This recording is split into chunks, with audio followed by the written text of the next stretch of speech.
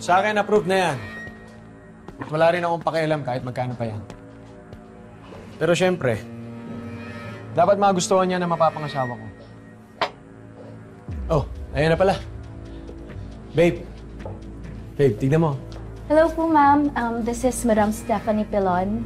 Siya po ang isa sa mga pinakasikat na designer dito sa Philippines at siya po yung gumawa ng gown niyo. Babe, tignan mo. Ganda, oh. Excuse me, can I talk to him in private? Bagay na bagay sa'yo. In private, Calvin. Excuse me. Ano problema? Calvin, si Papa. Inatake siya sa puso. Ano? Masyado nang magulo, Calvin. Kaya iurong na natin yung kasal. Sige. Iurong natin yung petsa, ha? Hihintayin natin makarecover yung papa mo. Hindi yun ang ibig ko sabihin. Iurong na natin yung kasal dahil ayokong ikasal sa'yo. Napipilitan lang naman ako dahil sa mga magulang ko. Sandali. Naguguluhan ka lang, eh. Pero mahal mo naman ako, di ba? Sinabi mo sa akin yun noon, kaya nga tayo magpapakasal, eh. Noon ko sinabi yun, Calvin, noong hindi pa kita kilala. Pero ngayon, wala na akong natitirang kahit konting pagmamahal para sa'yo. Naintindihan mo ba? Ayokong magpakasal sa'yo. Harangan nyo!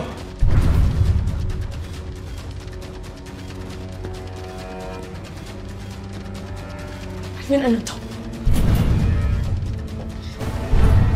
Mula ngayon, hindi ka na makakalabas dito. Aray ko, Calvin, nasasaktan ako! Anong sinasabi mo? Sige! Kunin mo ito sa kwarto! Aray ko kung pakawalan! Aray, kuya, bitawan niyo ako! Bitawan niyo ako! Aray! Hawakan niyo! Calvin!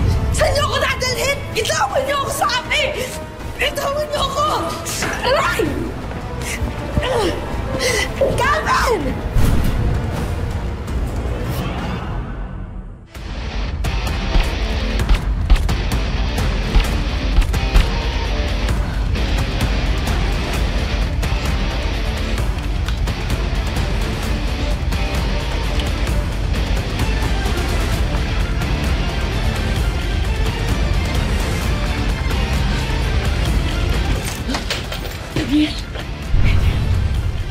Sumunod ka sa akin. Ligtas ka na.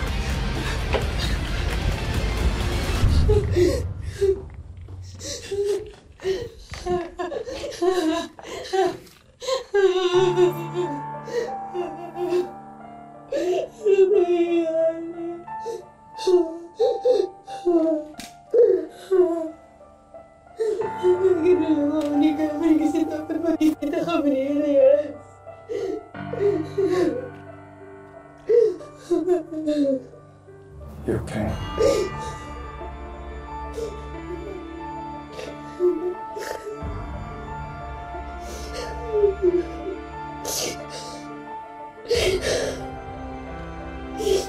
Shirley, there's something else you need to know. Calvin, he asked me to kill that young girl. And Naalala mo to. Gusto ko patayin mo siya. I don't kill innocent children. Niligtan mo!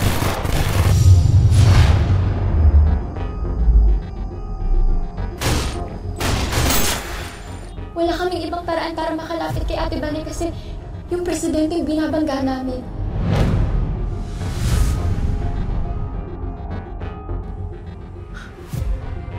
You know, the young girl from the street. But I didn't kill her. I can't kill an innocent girl.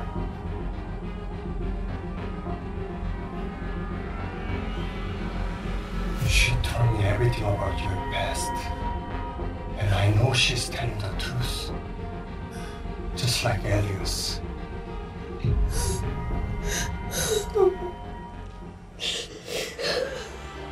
I think she's your real family. Meron.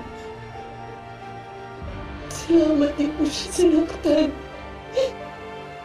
Hindi ko alam paano ka pasasalamat. You can take me later. I still have to get a job here.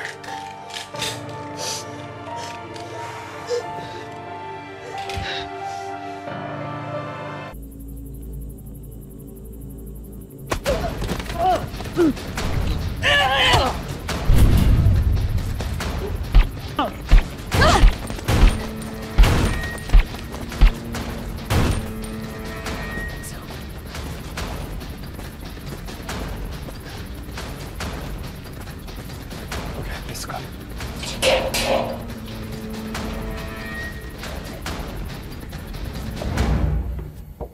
Alvin! Si Vanessa nakatakas. Ano? Paano nangyari yun? May tumulong kay Vanessa. Lahat ng inutusan mo magbantay, patay. Si Elias ba ang kumuha kay Vanessa? Hindi namin alam. Pablo! Matias! Hanapin niyo si Vanessa. Sundan niyo! Sige na! Pinapainit talaga ng babae niya ng ulo. Kumanda siya sa akin. Huwag kang magalala, Calvin. Ako ang gagawa ng paraan para si Vanessa na mismo lumapit sa'yo.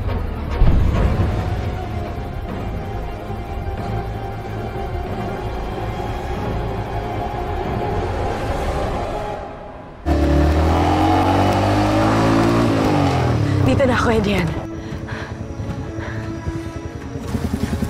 Dito na ako, Edian.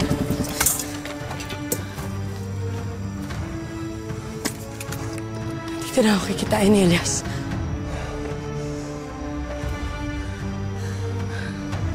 Okay na ako dito. Salamat. You sure? Malayo na ito sa mansyon. Dito ako kikitain ni Elias. Please, take care of yourself. Okay? Ikaw rin, ingatan mo yung sarili mo. Thank you.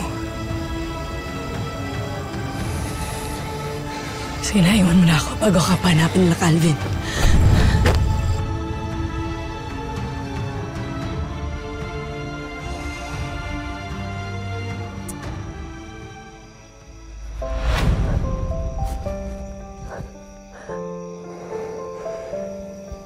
Ingat ka, Vanessa.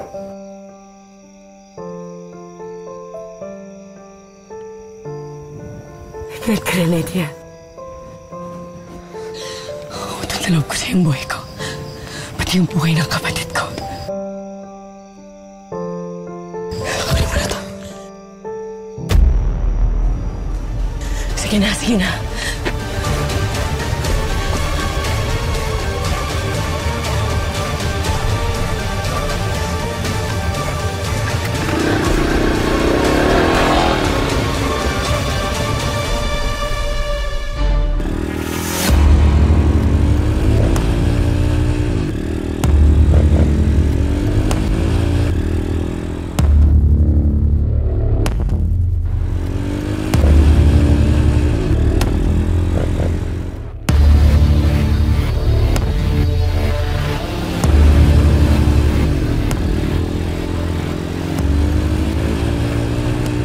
Huwag kang mag-alala, Banig.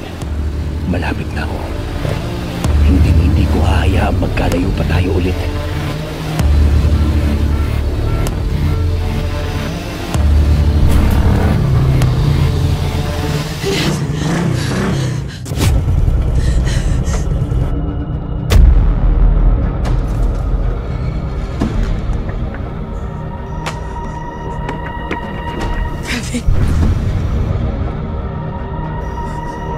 Hindi pa tayo mag-asawa. Pinapainit mo na ulo ko. Sakay?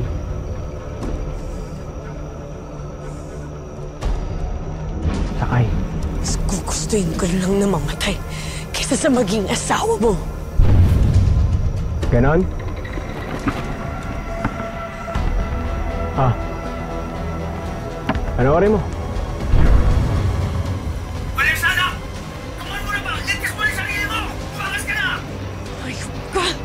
Huwag mong sasaktan yung mga magulang ko! Wala kang kasing sama! O sige, layas na. Alis na. Pero kasalanan mo pag may masamang nangyari sa mga magulang mo. Alis! Di mo kaya? Ano? Sakay na. Sakay! Pinapangako mo na hindi mo sila sasaktan. Sakay!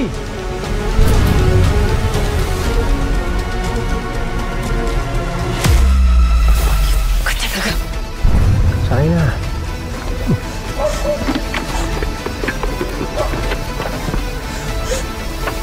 Oh, kumapit ka mabuti ha. Oh, yakaw. Yakaw. Bakit ko nakakap sa'yo? Basta kumapit ka mabuti ha.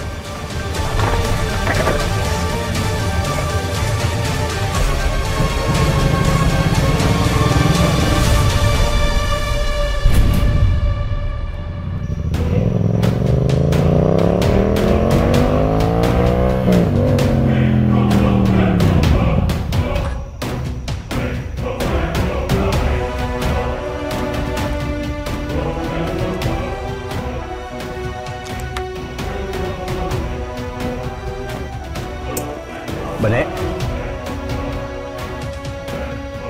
Bane? Bane?